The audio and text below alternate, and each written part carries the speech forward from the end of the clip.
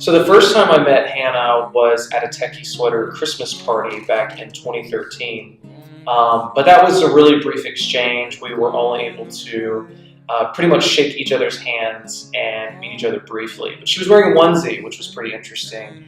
But the true time that we actually got to have conversation and get to know each other was after the holidays in 2014, when we had both been invited to a mutual Super Bowl party. A friend of ours was hosting, and we happened to make the exact same dish. We made buffalo chicken dip. Mine was in a slow cooker, nice and warm and toasty, and hers was in a baking dish, congealed. So what did we have to do when we both show up at the party? She had to dump hers into my slow cooker. And I don't know if it was foreshadowing of the future yet to come, the two becoming one, but I think that's pretty romantic. So the first time I met Nicholas was at a Tacky Sweater Christmas party. And I had shown up to the party in a onesie because, first of all, I'm very competitive. I knew another one of our friends was going to be in a onesie, and I wanted to beat him, so I came in a onesie. I don't really remember Nicholas a lot from that exchange. We, shook hands. I found out his name was Nick, and I think I, kind of harassed him about, well, is your full name Nicholas? And he said yes, and then from that day on, he did say, in that moment, I have witnesses, that he likes and he prefers Nicholas anyway. So to this day, he's Nicholas to me. So that was one thing that came out of that interaction.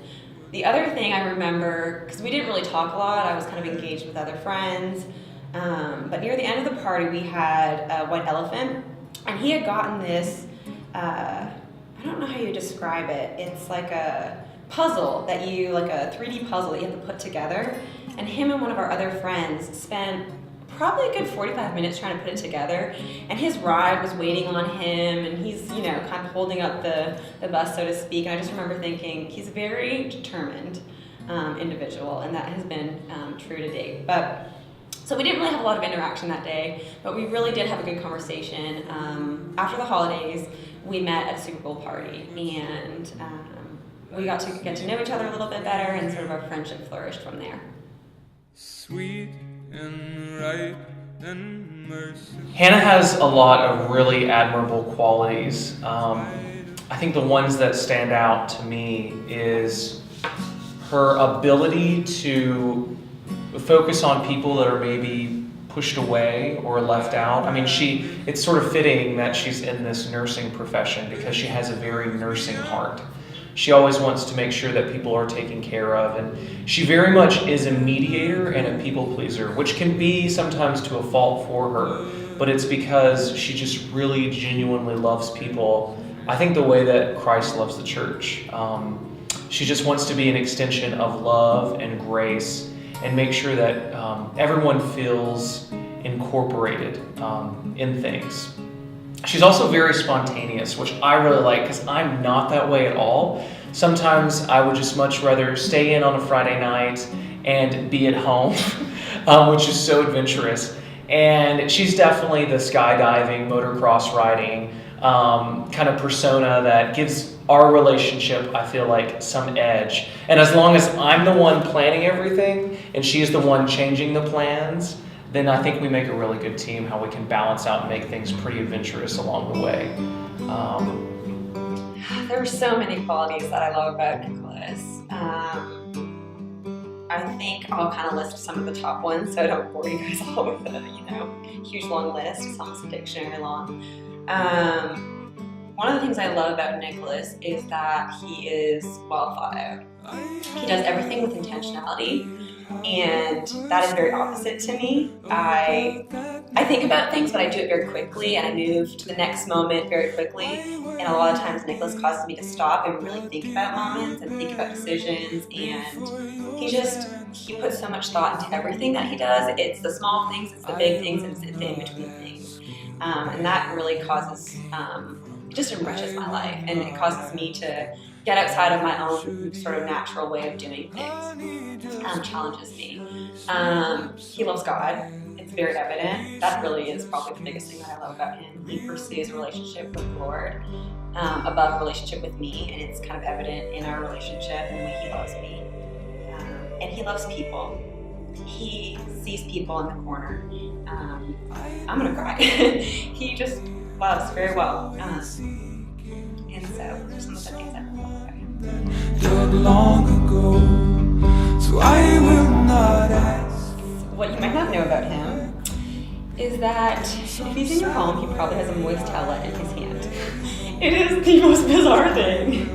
It's like this wet napkin that is just always in his hand. Like, I'll go to hold his hand. Oh wait, I can't. There's moist towelette there. And I've become an enabler a little bit in this situation. I'll prepare one for him. Wait, he's already got one in his hand. He's been in my house for 2 seconds. When did you get that moist towelette? It's so weird. You never know what you'll have to wipe up. I'm not that dirty. Anyway, so that's one of them.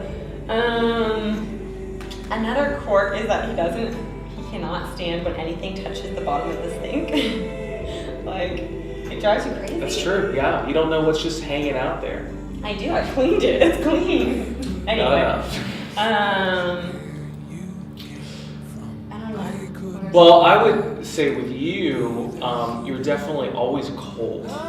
It's like you're always seeking warmth, you know, touch me, hold me, squeeze me, and I don't think it's really for the romantic reasons. I think it's for the body heat. So it's actually kind of nice because I'm always hot and you're always cold. So I think there's a little bit of equilibrium that ends up coming out because of that. So, okay, yes, okay.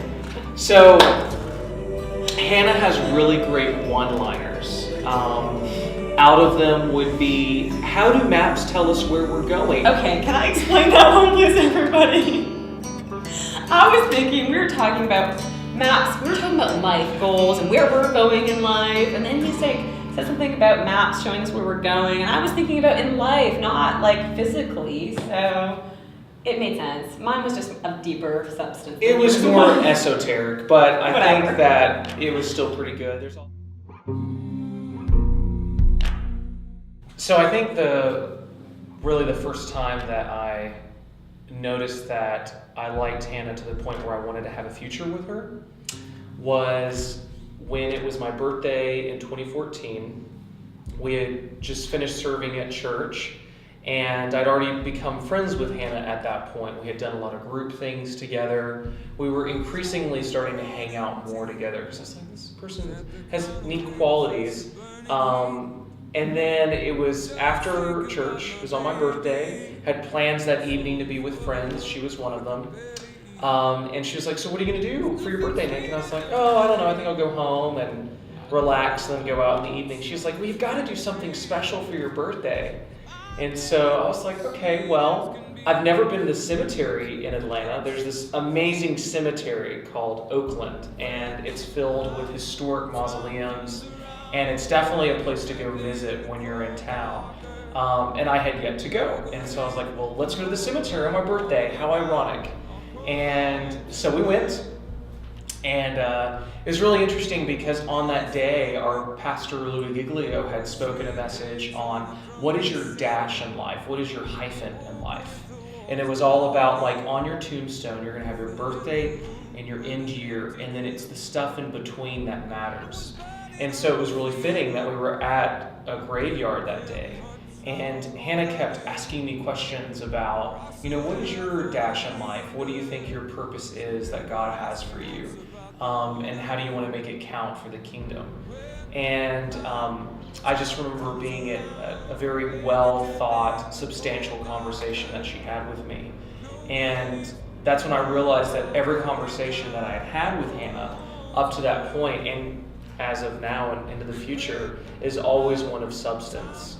She always loves to go deep and to know what your heart is and where your spirit is too. So the first time, there's a couple of moments that sort of caused me to feel like, this guy's interesting. One of them was that when I really did meet him, you know, and have a conversation with him at the Super Bowl party, he brought the same dip as me. So it was this, you know, chicken buffalo dip, and it's a showstopper. Everyone loves it and then rave about it, and I'm like, I'm gonna show up to this party and everyone is gonna be so excited. I'm gonna get so much affirmation. I kinda like that. Anyway, I show up and he's already there, and I don't really know this guy, but he's got the exact same dip in a slow cooker, and mine needs to go in the oven and heat up. Mine was an epic fail. I had to add mine to his. But anyway, I was in that moment, I'm like, he has good taste. So I knew he was an interesting kind of guy. The moment when I thought he was someone I would be interested in was after church, a group of us, we go out for lunch quite often, and we went out for breakfast. And we were sitting beside each other, and I just remember him teasing me and us laughing. And I think that was the day I actually gave him my number. He was talking about having this like running group, and I was like, I love running, and all my friends look at me like, you don't like walking upstairs. Anyway, besides the point, I gave him my number so that I could be a part of the running group, and that was one of the moments that I knew he was someone to be invested in.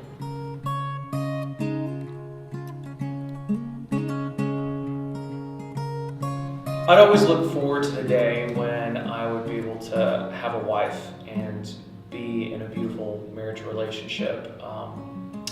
But I wasn't really sure how that would pan out, when it would be. I sort of had kind of in my mind like all these professional aspirations or just life stuff that I felt like would probably happen before that.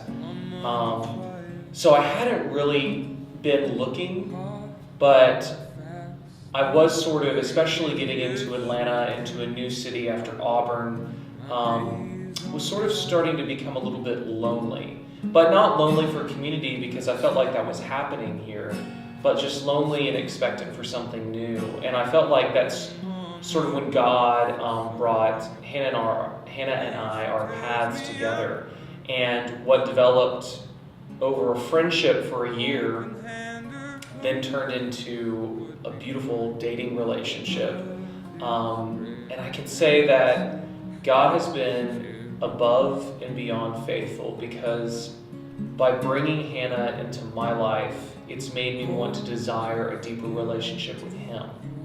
And I feel like it's only fueled my desire, my longing, my need of intimacy to draw closer to God, understand what it's like to be a Christ follower, because Hannah loves and portrays the character of Christ so well that it makes it so intoxicating and desirable that one would want to experience that even more. And I'm just really blessed that this marriage that's about to happen, or is happening on this day,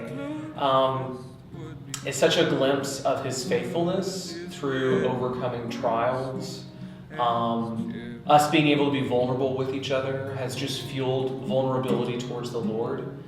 And I'm really excited to see where He takes both her and I on this journey to grow closer together to Him, to become more complete in and through Him by being alongside each other on this journey in life. So I think every girl growing up has this vision of, their Prince Charming, so to speak, if I can just use that terminology. I'm very much so women's rights and, liberal in that way, but I still have those dreams. And I just remember praying and sort of asking the Lord for Him to bring the right man into my life, a man worth pursuing me, and being a part of a family and kind of leading. And now that I know that man and I'm going to be marrying him, I can't even put words to how, I'm going to cry, I can't do this. I can't even put words to how blessed I am to have Nicholas in my life. And my dreams were here, and God's dreams for me were here. And it's just so beautiful, because when you just release that and allow God to work in your life and work on you, He brings someone else who's doing the same. And when you join up and you both love God in such a desperate way, which causes you to love yourself and that other person so much deeper, it's such a beautiful thing, and it's something I never even envisioned for my life. But God did, and I'm so thankful that He did.